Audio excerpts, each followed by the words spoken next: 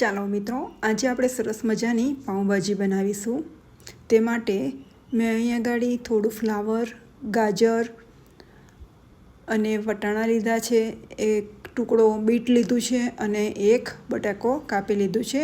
આપણે એ બધાને પ્રેશર કુકરમાં લઈ લઈશું અને થોડું પાણી ઉમેરીશું, મીઠું ઉમેરીશું અને બાફી લઈશું। આપણે જે બીટરૂટ લીધું છે એનાથી એટલો સરસ કલર આવશે કે આર્ટિફિશિયલ કલરની આપણે જરૂર નહીં પડે। ચાલો, આ ભાજી બનાવવા આપણે 3 સીટી મારી લઈશું અને થોડીવાર ધીમો રાખીશું। આમ તો પાઉંભાજી બધાના જ ઘરે બનતી હોય છે, મેં મારી રીત અહીંયા બતાવી છે।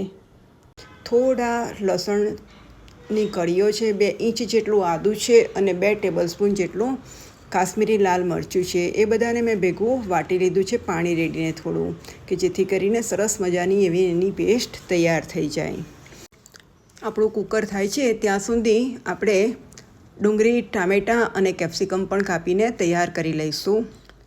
કુકરની આપણે 3 સીટી મારવાની છે, ત્યારબાદ 2-1 મિનિટ જેવું ધીમા ગેસ પર રાખીશું, પછી બંધ કરી અને એની હવા કાઢી ધીમે રહીને શાંતિથી આપણે કુકર ખોલવાનું છે। ત્યાં સુધી આપણે તડકા માટે એક પેન લીધું છે, તેમાં 2 ટેબલસ્પૂન કે 2 થી 3 ટેબલસ્પૂન જેવું તેલ લેવાનું છે અને 2 થી 3 ટેબલસ્પૂન જેવું આપણે અહીંયા બટર લઈશું। 1 ટીસ્પૂન જેવું જીરું લઈશું। પછી જીરું તતડે એટલે એમાં આપણે ડુંગળી ઉમેરી લઈશું। ડુંગળીને 2-4 મિનિટ જેવું સાંતળીશું, જેથી કરીને એ થોડી પિંકીશ કલરની થઈ જાય। ત્યારબાદ આપણે જે કેપ્સિકમ પણ કાપીને રાખ્યું છે તેને એનો 3 ભાગ જેટલું બાકી રાખીશું, જેનાથી એ આપણે પાછળથી ઉમેરીશું, થોડો ક્રન્ચી ટેસ્ટ આવે એટલા માટે। અને બાકીનું કેપ્સિકમ અહીંયા આપણે ઉમેરી લઈશું, એને પણ 2 મિનિટ જેવું શેકી લઈશું। ત્યારબાદ મેં એમાં હિંગ લીધી છે, જીરું પાવડર છે, ધાણા જીરું છે અને આપણે જે વાટીને તૈયાર કરી છે તે મરચાંની પેસ્ટ અહીંયા ઉમેરી લઈશું અને બધું જ શેકી લઈશું। હા, મેં મરચાંના પેસ્ટમાં જે પાણી રેડ્યું છે એને લીધે અહીંયા ચોંટતું નથી, પણ જો તમે પાણી ઓછું હોય તો 1-2 ચમચી જેવું પાણી એડ કરી અને અહીંયા શેકવાનું છે, જેથી કરીને બધા મસાલાની ફ્લેવર સરસ આવે પણ આપણા મસાલા બળી ન જાય, એનું ખાસ ધ્યાન રાખવાનું છે। મસાલા આપણા અહીંયા સરસ શેકાઈ ગયા છે। હવે એમાં આપણે ટામેટાં ઉમેરી દઈશું। ટામેટાં ઉમેર્યા પછી એને પણ મિક્સ કરી લઈશું, મીઠું ઉમેરીશું થોડું, કે જેથી કરીને આપણા ટામેટાં જલ્દી ગળી જાય, જલ્દી પાકી જાય।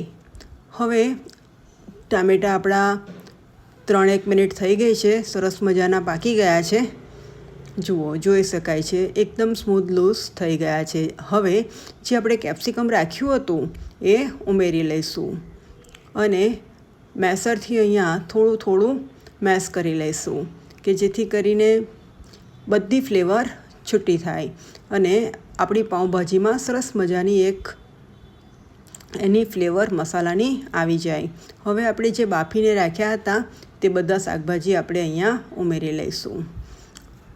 ત્યારબાદ બધું એક વખત મિક્સ કરી લઈશું અને પછી આને અત્યારે આપણે પાણી નથી રેડ્યું હજુ, એટલે આપણે જો અહીંયા આ જ સ્ટેજ ઉપર મેસરથી મેશ કરીશું તો આપણા શાકભાજી બફાયેલા જ છે, એટલે સરસ મજાના મિક્સ થઈ જશે અને મેશ પણ થઈ જશે। પાણી રેડ્યા પછી જ્યારે આપણે મેશ કરીએ છીએ તો થોડી તકલીફ થાય છે, એટલે પાણી રેડતા પહેલાં જ આપણે એને મેશ કરી લેવાના છે। આ રીતે દબાઈને મેં કરી લીધા છે। હવે એમાં આપણે 2 ટેબલસ્પૂન જેવો પાઉંભાજી મસાલો એડ કરીશું અને મેં અહીંયા અડધો કપ જેવું પાણી લીધું છે। બરાબર મિક્સ કરી લઈશું અને જો ઓછું લાગે તો પાણી થોડું, જ્યારે બરાબર મિક્સ કર્યા પછી તૈયાર થાય એ પહેલાં આપણે એને પાણીની કન્સિસ્ટન્સી જોઈ લેવાની છે। આપણને જે પ્રમાણની પાઉંભાજી જોઈએ તેવી આપણે અહીંયા પાણી રેડીને ઢીલી કે થોડી કડક રાખી શકીએ છીએ। હવે એમાં થોડું બટર ઉમેરી લઈશું। આમ તો આપણે સર્વ કરીએ ત્યારે પ્લેટમાં પાઉંભાજીની જોડે ઉપર બટર એડ કરતા જઈએ છીએ, પણ મેં અહીંયા ફ્લેવર માટે થોડું લીધું છે। હવે લીલી કોથમીર એડ કરી અને પાઉંભાજી સર્વ કરીશું। આપણી પાઉંભાજી સરસ મજાની તૈયાર થઈ ગઈ છે। અહીં મને બહુ જ લૂઝ પાઉંભાજીની ભાજી ફાવતી નથી, એટલે મેં એટલી બધી ઢીલી રાખી નથી। તમે તમારી કન્સિસ્ટન્સી મુજબ રાખી શકો છો. ચાલો હવે બન પણ શેકી લઈએ. એ માટે મેં તવા પર બટર લીધું છે અને બંને પણ કાપી લીધા છે.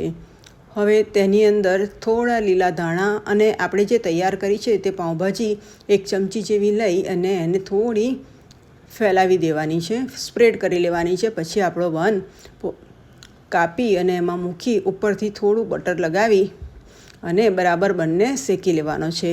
આ પાઉંભાજી બહુ સરસ બને છે. તમે પણ બનાવજો અને મને જણાવજો તમારી પાઉંભાજી કેવી બને છે. ચાલો મિત્રો, આપણી પાઉંભાજી તૈયાર થઈ ગઈ છે. બોમ્બે સ્ટાઇલ પાઉંભાજી બધાને જ ભાવતી હોય છે અને દરેક ઘરમાં બનતી જ હોય છે. Thank you for watching. ચાલો મિત્રો, બનાવો અને એન્જોય કરો. Thank you.